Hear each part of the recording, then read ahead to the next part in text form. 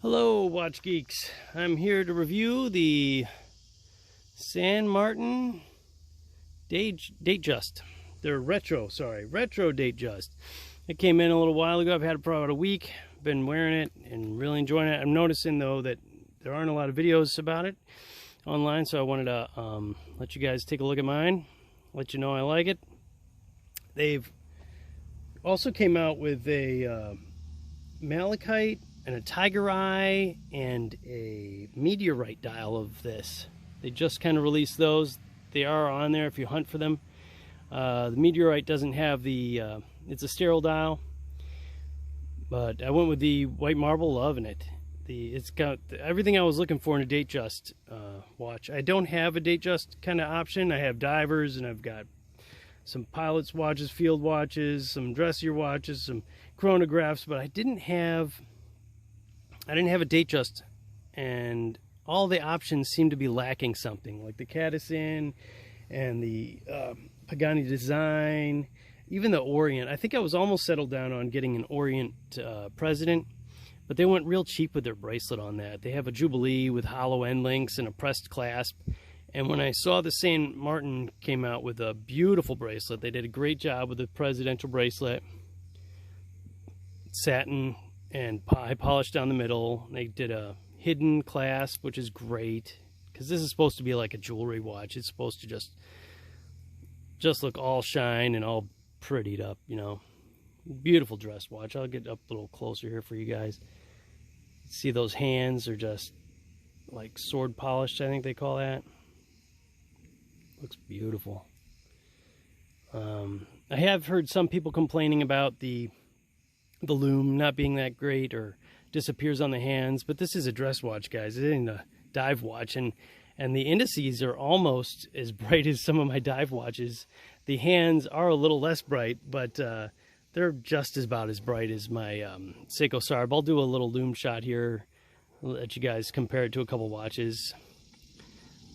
This is a 39 mil, but it's got the wider case lugs. This is a 38, the Seiko Sarb, and it's just a little more narrow, a little less.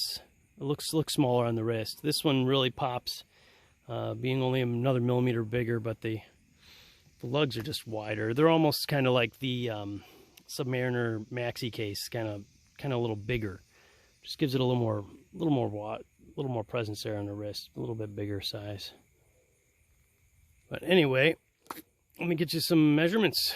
Let's see here, because they always post measurements, but it's thickness 12.3. I think online it said 12.5. Get you there. It is legitimately 39.2. So 39's about right. And the lug width is 20.8. They advertise that as 21. Not like you're going to be putting it on a NATO or anything. Everybody's just going to leave it right on the original bracelet. That's just silly. Let's do your sapphire test. Totally sapphire. And even the magnifier is sapphire. So they didn't go cheap on that. San Martin's really making good watches. I got several.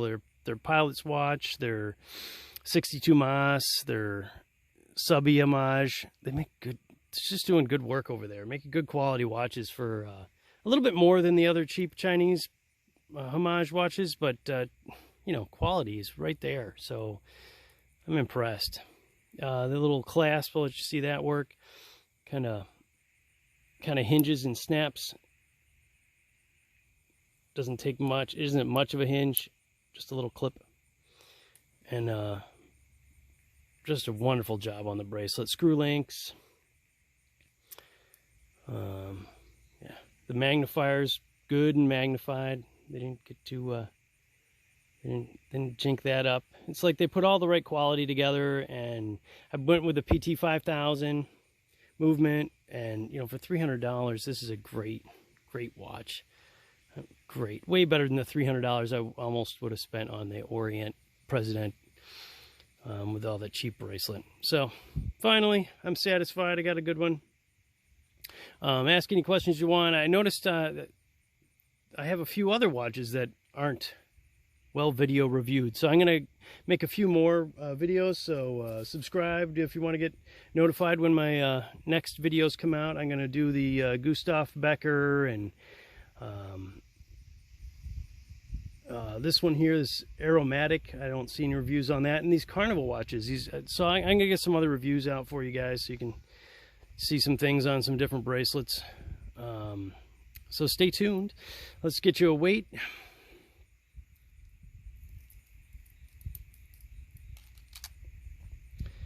$124 grams. It doesn't feel cheap. It's got just the perfect kind of weight. I'll show it to you on wrist. Oh, wristwatch check. Almost forgot. Every good watch video's got to have a wristwatch check. It's my Seiko Flightmaster on a Perlon NATO. If it's focusing, hello, there we go. There we are. It's on a Perlon NATO. It's my favorite NATO. It's since it's Perlon, you can put it on any size hole you like, and you don't have to go with the preset holes. It gives you perfect kind of fit. Perlon NATO. 2 thumbs up. Let me get you this. All right, get you this on wrist. I got a 6 3/4 inch wrist. There it is. I mean, it's just a great size. It's got male and female, sorry, end links, so they disappear. So your overall lug width or lug length, sorry, is 46.1. Yeah, 46.1, and then it just drops right from there. So now, spin my wrist a little bit, and since a hidden clasp, it just looks beautiful. It looks like all glitter and gleam. Excuse my trumping around on my words. I'm just doing this on the fly real quick so you guys can check it out. Any questions, just ask, and I'll stay tuned. So I'll get you out some more videos of my other watches, and also stay tuned. Let me go inside and let you see a Lume shot compared to the other ones. All right, here for the Lume shot part. These were all outside for a few minutes there. I'm not going to recharge them with the UV light or anything. Just going to go flip the lights off. You can take a look. I do want to mention, though, again, like, it isn't a dive watch, but you'll see it glow almost as bright as them at the beginning. But when you compare it to most dress watches don't even have Lume. Even some of the Datejusts just have diamonds as indices, so they aren't even going to glow. But like my Cadison Sapphire, my Star King and stuff, these, most dress watches don't even have Lume. So all right, let's hit the lights. All right, these guys are glowing. Go freehand here. Let me see if we can get any of this on video.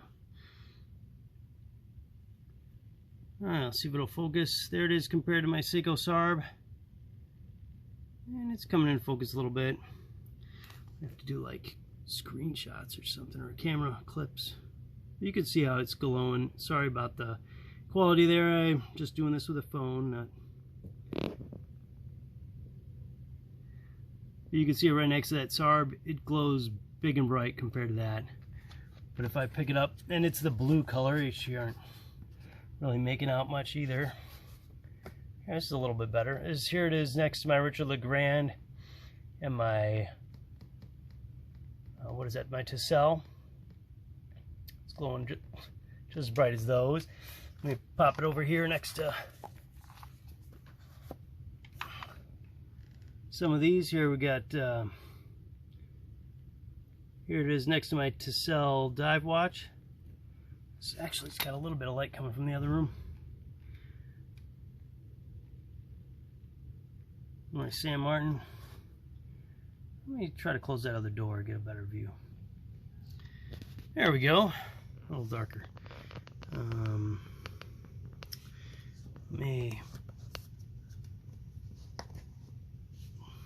When you compare it to a 62 Mas up here, right above it, 62 Mas. Or my other, you can tell it's darn bright. These are dive watches, for God's sakes, not exactly dress watches. Sorry, I apologize about my phone trying to focus. Come on, phone. There's my Phoebus.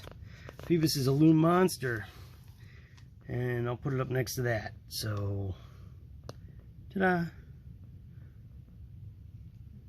The hands aren't as visible, but they are visible. I don't know what is going on. Huh. Should have practiced this before I went and did it. But again, as a dress watch, I mean, compared to the Seiko Sarb is one that you can see all night long. This is pretty bad lighting, but you can tell it glows. Anyway, shoot me questions, I'll answer them.